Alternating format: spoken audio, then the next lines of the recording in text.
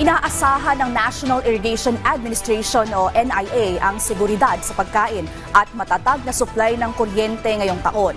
Ayon kay NIA Administrator Engineer Eduardo Guillen, noong 2024 nakapagtala sila ng 70,000 na ektarya ng irrigated lands na kanilang ito-turn over sa tulong ito ng digitalization at makabagong kagamitan.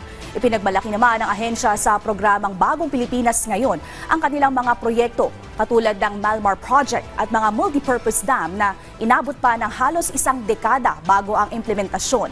Inaasahan ng NIA ngayong 2025 na bukod sa supply ng palay, madadagdagan din ang supply ng kuryente. Ito ay dahil sa gagawin nilang bagong sistema ng pagtatanim gamit ang patubig na nagmumula sa mga dam. Plano rin ng pagpapatayo ng mga high dam para makaipon pa ng mas maraming tubig tuwing tag-ulan. Maasahan po ng ating mga magsasaka mas marami pang tulong, sustainable na tulong para sa kanila kasi ang gusto ng ating Pangulo yung empowerment ng ating mga farmers. Yun ang ultimate na gusto nating ma-achieve, ma-empower sila para makatayo sila sa sarili nilang paa.